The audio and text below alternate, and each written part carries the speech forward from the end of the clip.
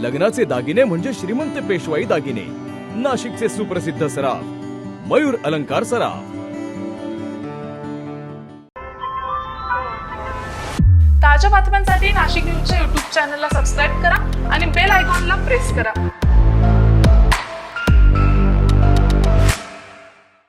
राज्यभरातल्या नगर परिषदा व नगरपंचायत यांचा महानिकाल काल जाहीर झाला।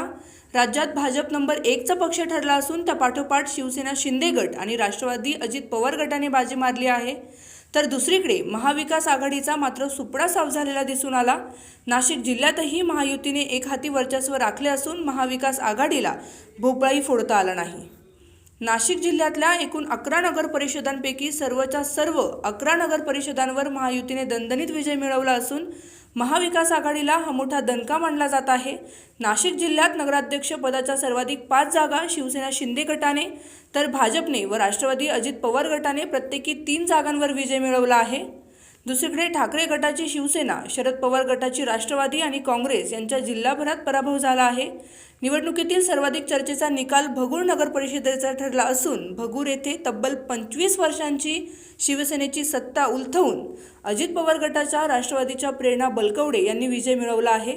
त्यामुळे जिल्ह्यातील राजकीय समीकरणे बदलल्याचे चित्र आहे। महायुतीने जिल्ह्यातील विविध भागात आपली ताकद दाखवून दिली आहे। पिंपळगाव बसवंतमध्ये भाजपचे डॉक्टर मनोज बर्डे, ओझरमध्ये अनिता घेगडमल तर चांदवडमध्ये वैभव बागुल यांनी भाजपचा झेंडा फडकवला।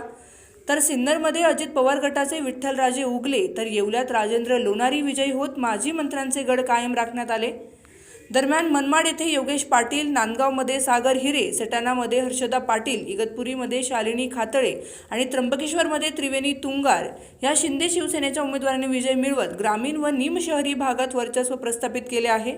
या निकालांमुळे नाशिक जिल्ह्यात महायुतीचे संघटनात्मक बळ वाढले असून आगामी निवडणुकांच्या पार्श्वभूमीवर हा विजय राजकीयदृष्ट्या महत्त्वाचा संकेत मानला जात आहे।